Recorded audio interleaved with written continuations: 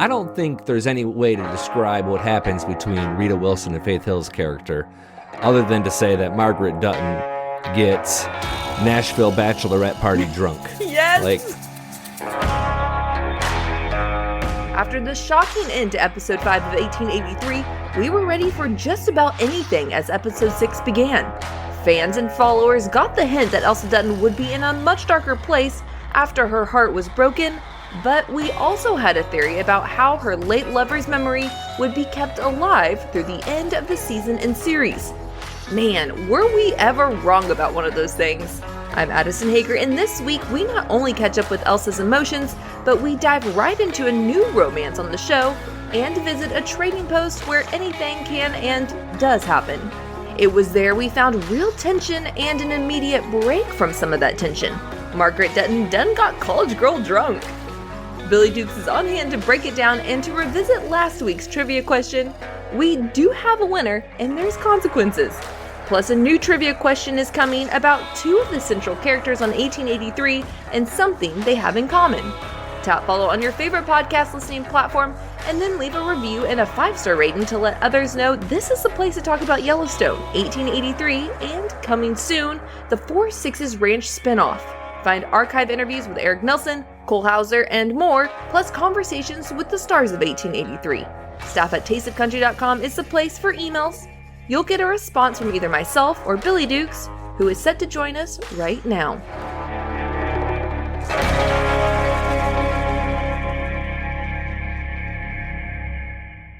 hello, Addison! Billy, you'd be so proud of me. I did not shed one tear in this episode. A lot of smiles. There was tears in my household. My wife cried. Really? But sweet tears? Surely not sad tears. I would call them bittersweet tears.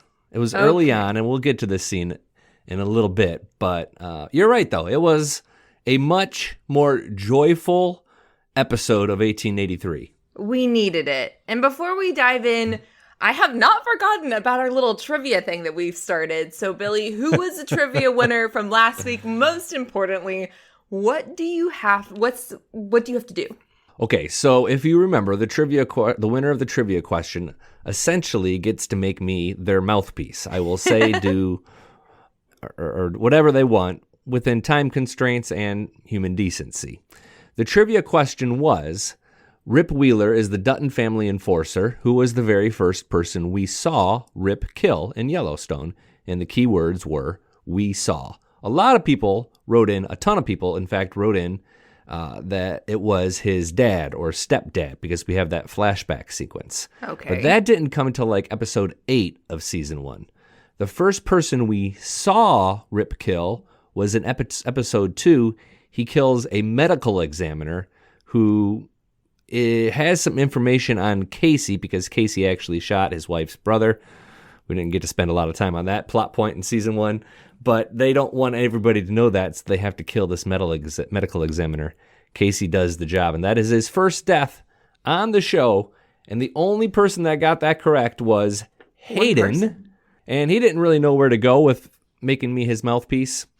Hayden. He thought about giving a shout out to his wife Mandy, who's also Native American, but ultimately decided to ask me to do my best impersonations of characters from 1883. Characters like Elsa, James, Shay, and Thomas. So I thought instead of just kind of listing them, right, I would kind of pepper those impersonations in throughout the episode today. Oh, this is as much of a treat for Hayden as it is for me. This is good. No pressure, Billy. Your acting career may take off from this episode. Staff at tasteofcountry.com is the email address if you want to answer today's trivia question, which we can get into immediately if you want. Yeah. Sam Elliott's real-life wife is Catherine Ross, and she is best known for playing the role of Elaine Robinson in the 1967 movie The Graduate, starring Dustin Hoffman. However, she and Faith Hill have something in common on their resumes. What is it? Ooh, that's a good one. Quite a bit easier, and certainly a bit easier to research. This one's much easier, but I'm excited. So how does this work? If mold, are you just randomly drawing someone who, like, if there's 5 people that get it right? Are we doing 5? At this point, I'm saying the first person who gets it right. Cool. If we get to a point where we're getting like hundreds upon hundreds of answers, I'll make it more of a draw. But so far, it's been enough answers, a lot of answers, but answers that I can kind of go through and respond to everybody. But staff@tastedcountry.com is the email address for that. And then next week, I get to be your mouthpiece. Stay tuned. Well, kicking things off from that, pivoting from trivia to, I said let's kick this off with Elsa. This was a big, as I said, you and I guessed last episode where we thought this next episode was headed. I am breathing a deep sigh first before we even get into any of this, because I would like to say that Taylor Sheridan, I'm pretty sure listens to this podcast because he heard we had this great theory, was really invested. Oh no, we're not going to wait 3 episodes in. No, we're going to squash our theory literally next episode. Do you want to say it was like 4.5 minutes into this episode. Yes. And I was like, it felt personal. It did. And then here I am the entire time of the episode going, okay, so how can I still make my theory kind of work that Spencer is Elsa's son? Well, that's the big thing, is we learn really early on into the episode that Elsa not pregnant. That is not an issue, which means that Ennis did not father a child with Elsa, which means Spencer is not Elsa and Ennis. And in fairness, we weren't the only ones who believed this. A lot of people responded enthusiastically for this theory. But it does seem like that dream is dead as Ennis as the father. But you have an alternate theory that still gets us to Spencer and Elsa being mothered son. So I have another, I'm still trying to keep this dream alive over here. So my thought, we have this new guy who comes in who's helping herd the cattle, and his name's Colton, and we see him come in, and of course he is struck by Elsa. She's beautiful, kind of takes his breath away, and so he's kind of now unlike Ennis, I think he might be a little bit of a bad boy, but we'll see. Anyways, he's taken by her and, trying to woo her within 5 minutes of seeing her. So super fast, 0 to 100. Ennis, who, I don't know, but not now. I will say Elsa is not, she's very, very much so still in grieving. So she's not having it. And once he learns about Ennis, he kind of backs off too, for Colton's sake. He knows Ennis, and he's like, oh, okay, I'm sorry to hear about your husband. And he eases up a little. Well, yeah, I was about to say a little. He doesn't completely, he's for sure still there. But to that point, I think, here's where my theory comes into play. Down the road, there could be a love connection here, and that can still be Elsa's child, but it would be Elsa and Colton's child, and that's how Spencer is still in the mix here, and not Margaret and James Dutton's child. Why are you smiling, Addison. Billy? What is wrong with my theory? Addison. What? As someone who has gone down this road of holding on to theories as tightly as possible until they're just totally squashed, that theory we shared, that's what you call in business a sunk cost. You need to just leave it behind. That you right now are me a couple of months ago saying Garrett didn't really plan the attacks on the Dutton family, even though all evidence points to Garrett planning the attacks on the Dutton family. You are me in denialism, holding out hope that Garrett was a good guy, and it just didn't happen for me. And I recognize a bit of myself in you right now, and it stings. Okay, but here's the thing then, Billy. Who is Spencer? I mean, not who is Spencer, but how does Spencer come into play? Are you saying that it's Margaret and James' child? Exactly. I don't have the answer to it, but so I'm going to jump ahead a second to a comment from YouTube. Jason on YouTube wrote in, and he makes this point. As we have learned from Yellowstone, this family is known for taking in boys unrelated to them. They bring in a lot of strays. Think of Rip, Carter. Shoot. Maybe Spencer is the first in that line.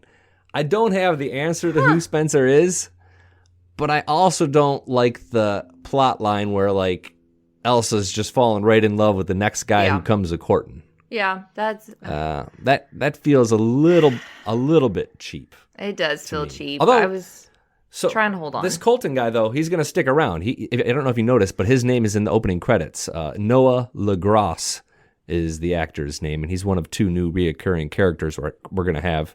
And the other one I'll get to in a little bit. He's a guy you actually may recognize if you are a fan of Mayor of Kingstown and Yellowstone. But Noah LaGrosse plays Colton, so he's going to be around for a bit. So a relationship could form there, I think. But I don't know. I'm struggling with that.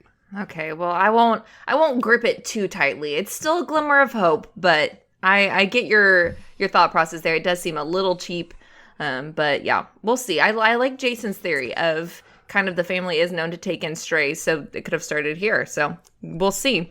I'll tell you one more point I'd like to make. Another person who doesn't believe in that theory would probably be James Dutton, because as James Dutton has said before, I believe in you, I believe in that boy, and I believe in our daughter, and that's all. Justice doesn't factor into it. There we go. There you go, Hayden. There's number 1. James Dutton get for the you. impression bell. Live and in person. Well, it was a really interesting Elsa episode, I thought, because as we expected, she started really morose and sad. And pretty early on, she has this scene with Shea Brennan. That was another one of these scenes, and I think it kind of takes us back to what we talked about with episode 4 in the piano scene, where we're really just sort of watching one man's vision being played out by all these actors. Shea's words for Elsa were really, really stirring. Yeah. And beautiful. Yeah. Like there was no compromise in that script. And when I said my wife cries, that was the point that got her, is when Shea says he wants to see the ocean because the part of his wife that's still alive in him wants to see the ocean. So he's going to go there and let her finally see the ocean before he dies. Like that was a really, really gripping scene between Shea and Elsa. I'd say, honest, I know your favorite scene so far is the piano scene. I'd say this one was mine. Of just really, really, like you said, well written. That even for me watching it, I was like, oh, that is a good nugget to just take, in general outside of this 1883. And it was sneaky. Like they snuck that in there right at the beginning, but it began to turn Elsa a little bit. And by the end of the episode, she has a little bit more skip in her step. She does and she doesn't. Or at least that I personally felt. She does. I will say they turned her emotions much quicker than I was expecting. I was kind of expecting that we were going to live in this like really, really dark place for a while. So I am glad that obviously they're taking time to or she's taking time to remember Ennis and all the above. We're not getting rid of him or his memory, all the above, but we're not so dragging this that it's like, okay, I'm emotionally done. But I will say, when they finally approach a town, which for me, I'm like, yay, a town, new people, not just the dirt road. I am, or the rivers, or, the bandits. I'm ready for something new. And, she has that kind of confrontation with one of the civilians there and, whips out her gun and is going to, she doesn't shoot him, but, does a little, take that where, and this just came from the conversation with Shea Brennan. And then you see this. So I do still, yes. And then at the end of the episode, you see her kind of smiling, like you can kind of see once again the turning, but I think we're not completely on the Elsa's back to her normal youthful self. We're still heavily dealing with some gritness.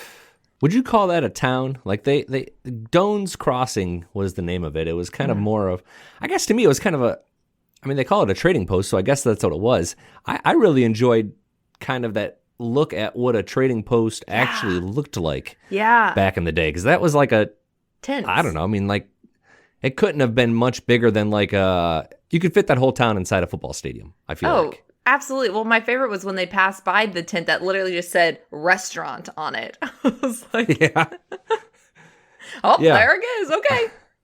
That's a real spot, by the way, Doan's Crossing. And I did a little research on it. I'm not going to bring it up here, but you can do some research on Doan's Crossing. It is right there on the Red River between Texas and Oklahoma. Prescription products require completion of an online medication consultation with an independent healthcare provider through the LifeMD platform and are only available if prescribed. Subscription required. Individual results may vary. Additional restrictions apply. Read all warnings before using GLP-1s. Side effects may include a risk of thyroid C-cell tumors. Do not use GLP-1s if you or your family have a history of thyroid cancer. If you've struggled for years to lose weight and have given up hope, did you know you can now access GLP-1 prescription medications at TryLifeMD.com? We're now offering eligible patients online access to GLP-1s, the breakthrough prescription medication that can help you lose body fat and weight. Listen to what people are saying. It's fun to put on jeans that you couldn't get into 6 months ago. Every morning, I look forward to getting on the scale. For anybody who's struggling with their weight, it's a godsend.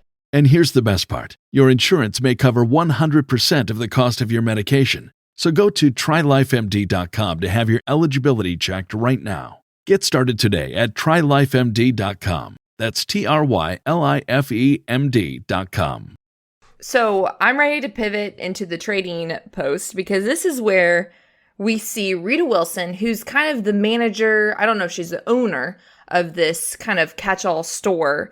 And Faith Hill, after, is trying to down her daughter or bring her daughter down off this ledge of do not shoot this man. Elsa goes back out to deal with the cattle. So Margaret's like, okay, I'm going to go in to town. And you see this interaction with Rita and Faith and almost kind of like a mother-to-mother moment of, I get it, I understand. And the Totally. thing that was it's small, but a thing that I didn't even think about was when Rita pours her a glass and she... Whiskey punch. Yeah, whiskey punch. And she has this block of ice that she's chiseling out to, put in the drink. And I didn't even think, out of everything that's happening through this journey, I'm not thinking, oh, do they have ice? But it was this moment when Faith is more just infatuated with the fact that she's holding, this cold glass, puts it up to her face, and it's just the little simplicities of life. I loved that little moment of like, oh my gosh, they've been stripped away from all these little novelties like ice. And she's having this moment of, I just, try to not have my daughter shoot someone. And now I kind of have this little moment of, okay. But this is not even the best part of this scene. And I want you to set this up because I want you to describe Faith Hill in this scene. Well, Rita Wilson has a much larger role on this episode than her husband Tom Hanks did in episode 2 or episode 3. And by the way, Rita and Tom Hanks are very good friends of Tim McGraw and Faith Hill, so that's probably how this all came through. But I don't think there's any way to describe what happens between Rita Wilson and Faith Hill's character other than to say that Margaret Dutton gets Nashville bachelorette party drunk. Yes! Like, they are hooting and hollering. She's throwing up. She's falling off a bar stool. Like, James Dutton says, like, how long you going to be? And she holds up this fifth of whiskey and says, this long. It's got a little bit left in it. And, and it's still daytime, and they're passed out, just totally wasted. They just, it's a total release for Margaret Dutton. And I think James Dutton realizes that it's really a delightful scene. It added some levity after that really heavy episode of episode 5, and there was a few points like that. But we even see to some extent that James Dutton is kind of holding in some tension himself. Mm-hmm. Like, he needs a bro to go get all liquored up with. Yeah, blow off some steam. He needs an Irish pub or something. Yeah, maybe the next town. Going back to James and Margaret, she's trying to blow off steam, and you can tell that she needs a release. Like you said, this is what this really serves as. And you kind of see once again, this kind of point of tension in their marriage, because as Tim is literally, hauling Faith's butt back to town or back to camp, she just unleashes of like, our daughter, we're losing our daughter. And, why did you bring us out here, mad? And you see James kind of release as well and go, I'm also questioning that. I also, do you not see that I also am giving myself grief? And like you said, this is kind of the first time that we're seeing a little bit of, clearly there's some inward conflict going on with James, and he's bringing it to the surface. And yeah, he needs a release. But what I did like is, because that kind of made me worried at first of, oh no, are we going to see, because of the struggles that they're going through. We're going to see tension with their marriage. And I did like how that kind of answered a question, or that question was answered towards the end of the episode, where pretty much they forgave each other and, an understanding of, we're here, let's keep moving on. And as drunk bachelorettes do, they say something stupid in the moment, but the next day they apologize and no one holds them accountable for it. And that's kind of what happens. But you're right. I mean, James and Margaret are both realizing something that Elsa said early in the series is true, and that's that the land of no consequence is behind us. We are in the land of no mercy now. Ding! That's two. Ding!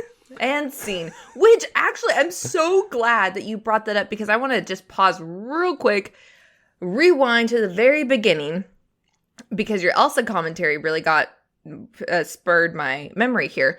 Is when the opening scene, she goes, "One day I'll die and shatter hearts." I'm like, this is foreshadowing, question mark? Oh, yeah.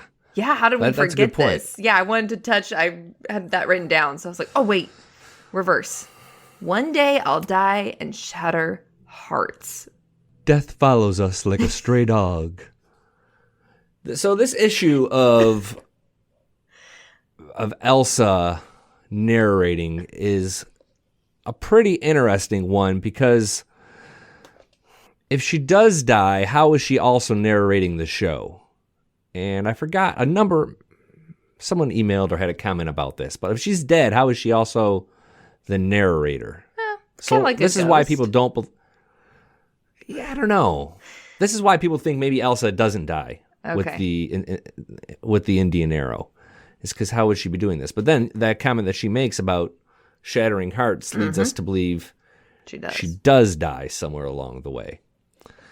I'm done trying to make predictions on whether she lives or dies. Like I'm just gonna sit back and enjoy that one, because there's no winning, I don't think. So we can fast forward again back to the trading post. I would like to talk in this trading post. We see that Thomas is out there looking for a cook, because we all know these poor immigrants they're suffering, and they realize, okay, we've got to put some money into this to keep these people alive, or we're literally going to end up with no one. This is where I know that you've done a little bit of research, and I'm excited for you to fill in listeners. Yeah. Who does he meet? And what kind of goes down there? The cook's name on the show is Cookie. I love it. That's how he's listed in the end credits. And it's actor James Jordan. And James Jordan is in like every Taylor Sheridan project you can think of. He's in Mayor of Kingston. He's in Yellowstone. He was in Wind River. I knew him best from Yellowstone because he's in several episodes as livestock agent Steve Hendon. And you remember Steve Hendon? He's had a couple of important plot points, but mostly he was that one scene where the livestock agent accidentally kills the two dudes. I think this is season 3. He kills a couple of thieves in the back of a trailer, and Jamie has to get him out of it as the acting attorney general. That was Hendon. That's James Jordan, the new cook on 1883. You know what? He's kind of like the Where's Waldo of Taylor Sheridan compilations. You know, where it's like, find him. If you can find him, perfect. You win. And I think he's going to be a pretty big part of things going forward. I know he has. I mean, he's a critical character to like how they get keeping these them next alive. 5 episodes. Yeah. But yeah, that was that interaction with Thomas, and then Thomas goes back, and the love between Thomas and Naomi really starts to blossom or take off. And I really have some feelings about this. Really, I'm here for it, mainly because I have a soft spot for Thomas. I really like him, and it makes me, I don't know, I needed another little romance budding, and this one made me smile again. But tell me, Billy, what is your reservations? Are you buying it? Like the speed and like the nature of which they're falling in love, is that believable based on what we've seen? Or, I mean, it's kind of complicated. Is it just fitting in with who Thomas is? But can you say it's going at the speed of Ennis and Elsa? You know what, though? I felt that I allowed for that because they were both young lovers. Like, they had never been in love before. Okay. Like, Naomi is recently widowed. Her husband died on this journey. Thomas is an older man. Presumably, he's either loved and lost or, certainly been in relationships. That's why I don't expect it in the same sort of way. But I don't know. They didn't really build us up to this heat. Like, there was never this, like, really obvious flirting. He was just kind of almost like a father figure to her in some ways. Yeah. And then all of a sudden, it's on with them. Well, do you feel like maybe are you saying that maybe she's not actually in love and she's kind of pressing this a little bit? I mean, she does. She's the one who kind of leads it of, kind of coaxes him into, hey, what you're doing for me. I actually wrote down where you said that letting someone take care of you, that's loving you back. And, pretty much says, no, you love me. And granted, correct me if I'm wrong, but Naomi was also the one who came up to Shea Brennan and said, was she the one who came up to him in the beginning and said, yes. I lost my husband, so marry me. Right. So yeah. I guess, she's marrying anybody she'd marry the oak tree if it smiled at her. But yeah, so the actress is Gradiela Brancusi, and actually she's going to be a guest on the Dutton Rules podcast on Thursday. We have an interview with her that we're excited. Maybe we can get the answers to some of these questions. But no, I think it's more of a technical thing where maybe they didn't set up this love enough. As we were so invested in Elsa and Ennis, we didn't really see anything about this. So it kind of feels thrown on me a little bit in the shadow of Elsa and Ennis. And then all of a sudden she's full speed. All of a sudden, there's two moons in the sky. Yes. Is all I'm saying.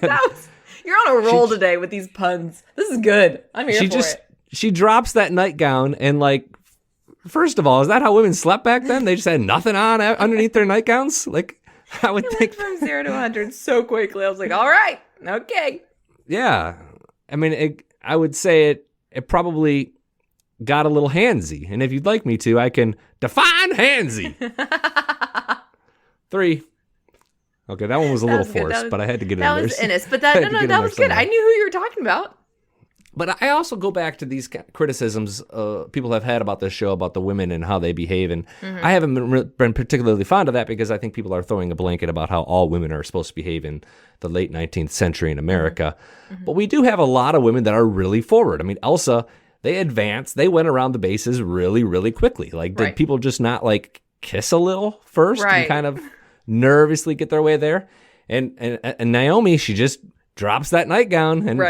and before you know it, it reminds me of my son, like the first time he played t-ball. Like, he hit the ball and he just took off to second base right across the pitcher's mound. Like, he didn't even pay attention to first base. He just took off across the diamond. Like, they're not rounding the bases.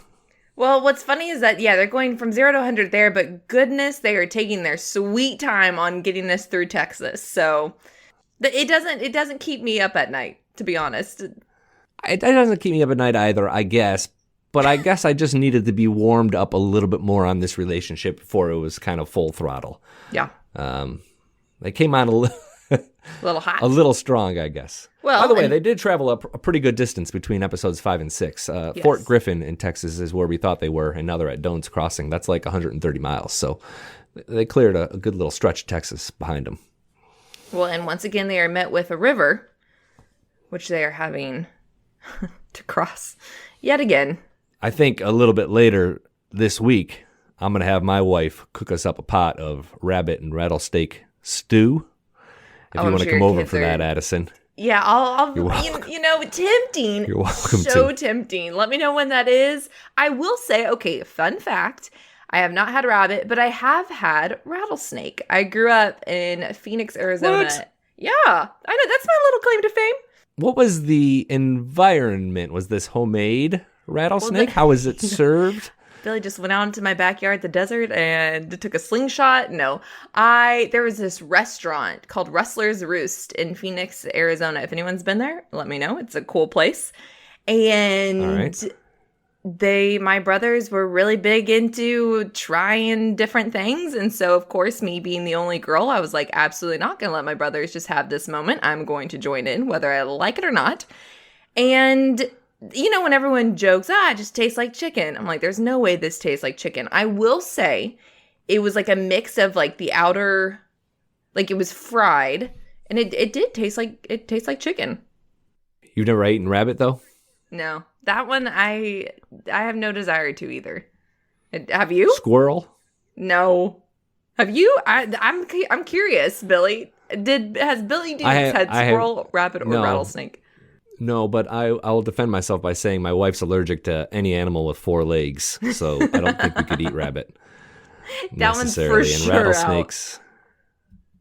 That just seems like a dangerous gig. The guy who has to kill the rattlesnakes for the stew. Poor fella. It is. Wait, who ended up making? Oh, Naomi ended up making it. I was like, wait, who ended up making this? Yeah, Naomi ended up making Naomi. it because she learned how to use that shotgun and apparently just annihilated a rabbit with a shotgun. That seems like a strong. Or a snake. I don't know. I mean, maybe she had some bird shot or something, so she didn't end up just blowing a softball-sized hole through it. They may or may not. Thomas may or may not be dying also of lead poisoning at some point in this show. Yeah. One final thing I have here. Eric Nelson, who played Ennis, he did his live stream finally. He mentioned he was going to do a live stream after the character of Ennis died, and he finally did it. And there's just a couple things to take away from there. One, I kind of have a question for you about. It's one of those sort of moral questions that we've kind of batted back and forth. Like last week, we talked about if you thought Garrett knew Jamie was going to kill him or not. Had some fun with that. So a couple things that Eric Nelson, he confirms there are 10 episodes to this season. Okay. He also all but says that there's some flashback scenes coming that feature Ennis. To that point, I actually did think when Elsa was laying in the grass and she was saying that she can envision Ennis and all the above, I did really think, I was like, oh, we're going to see a flashback of him. We didn't, but that's, right. Good confirmation of it's coming. He also says that Tim McGraw and Faith Hill's daughters spent a lot of time on the set. And then he talked about how Ennis made this big sacrifice of himself for Elsa.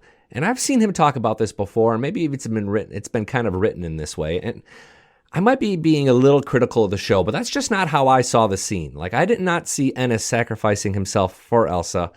I saw it as sort of a bad circumstance where he told Elsa to protect himself and then came charging back into the gunfire. Like, I don't know that bandit was going to ever get to Elsa. She seemed kind of safely tucked away. So I didn't see it the same way Ennis saw that death scene. See, I saw it as how Ennis saw it because, and maybe I'm just seeing it like geography wise different, but it didn't seem like she was, I thought he literally just, there was kind of this almost ravine, if you will, and then you just kind of go up a hill and there they are. Right. Which seems pretty but I don't think close that bandit. I don't think that bandit knew she was down there, and I don't think he was going for her. Plus, he was being chased by the rest of the Wranglers and Tim McGraw and everybody. So, like, it sacrificed seemed like a kind of a overly important way to state what happened. Certainly noble, but I didn't think like he didn't jump in front of a bullet for her. Yeah, that's true. Yeah, no, noble is a good word because yes, at the end of the day, the bandit wasn't, looking down the barrel at Elsa. He was really actually being driven away by James and Shay and Wade and all them that were coming after him, and he was trying to run away from them. And then obviously Ennis comes the opposite direction at him, which to that point, I mean, I don't know what the other option would have been, though. Does he, come up from the hill, see the bandit, turn around and run down? Which I guess. Yeah, and then in that sense, I mean, maybe, be by Elsa and protect her. Now that I would say yes. Our interview with Eric Nelson is in the archives of the podcast if you want. And that was recorded before we knew his character died. But still pretty insightful in terms of the shooting and the filming and all of that. So check that out if you haven't already. One more thing, Billy, I didn't forget. You have yet to do a Margaret Dutton impersonation.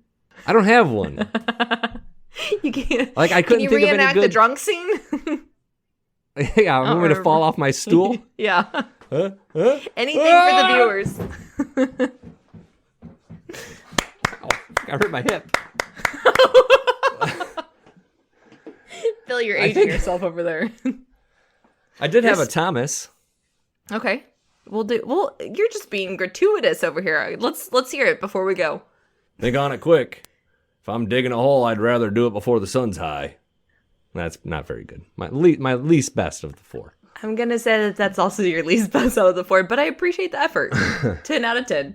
What's the easiest choice you can make? Window instead of middle seat? Picking a vendor who sends a great gift basket? Outsourcing business tasks you hate? What about selling with Shopify?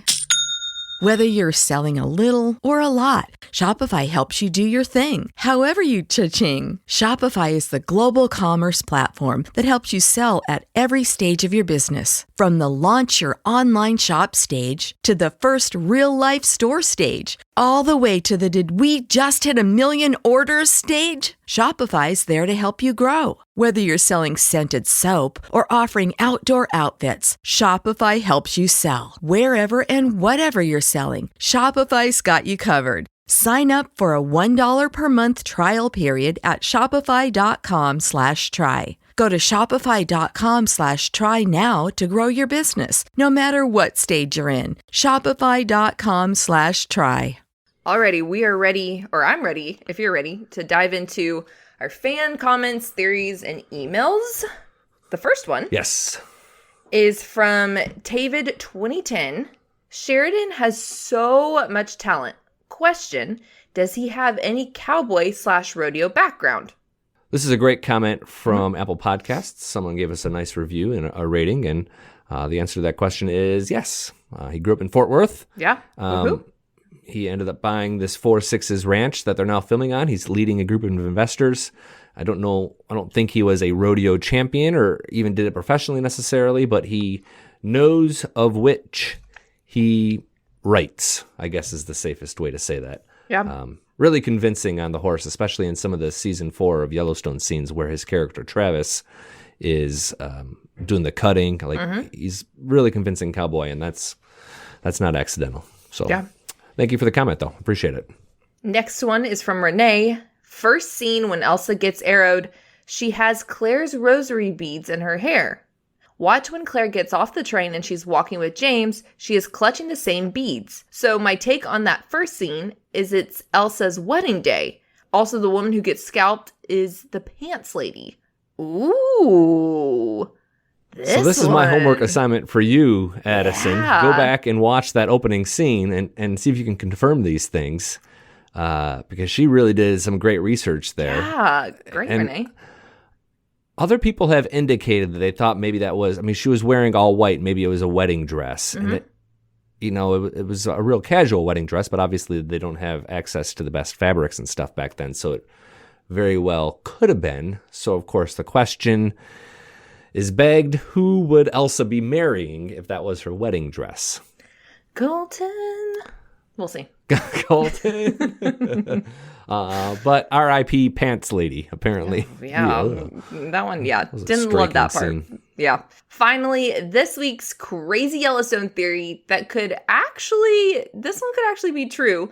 Leon writes in about Yellowstone saying, Summer's sentence will be lowered to 8 months by the judge. Summer made the comment that John was the last man she was with.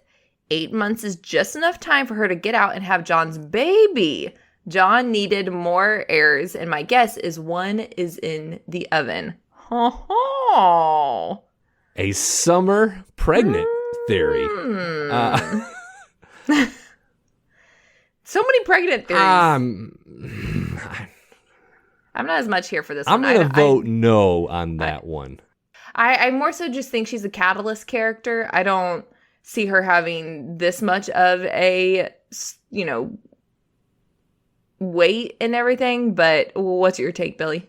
What strikes me about that is they did lower it to 8 months, which is awfully convenient timing for this to happen. Because we mentioned last week how we thought things were going to return in the spring or summer, which would be about the time she gets released. So she could get released with a rather large baby bump and have this baby. So the timing works, but it just seems a little bit shark jumpy to me to have John knocking up chicks.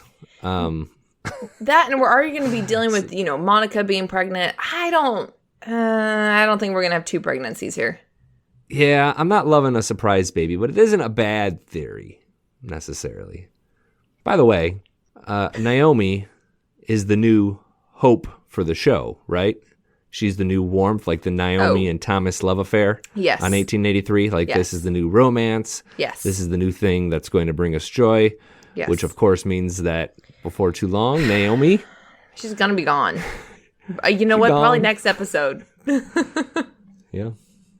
Yeah. Another one bites the dust. I hate to say it, but that's what Yellowstone teaches us. Yeah, if we've learned anything. As mentioned, that actress, Gradiela Brancusi, will be part of the Dutton Rules podcast. Another interview with Sterling Whitaker coming on Thursday. Which means the trivia question going to have to wait till next Monday. That's Billy Dukes, journalist, podcast host, and amateur impersonator. Emphasis on the word amateur. Thanks, Billy. Once again, the email address to respond to the show is staff@tasteofcountry.com. Questions, comments, or theories, the crazier, the better. Send them our way, and either Billy or myself will respond. I'm Addison Hager with a reminder to tap follow before you leave so you don't miss future episode breakdowns or cast interviews with stars like Sam Elliott, Eric Nelson, and this Thursday, Gradiela Brancusi. Also leave a review and a 5-star rating if you're enjoying the show. Dutton Rules is written by myself and Billy Dukes and produced by Billy Dukes with additional research from Sterling Whitaker and the entire Taste of Country team. As always, Dutton Rules, a Yellowstone 1883 podcast, is another great Town Square Media podcast.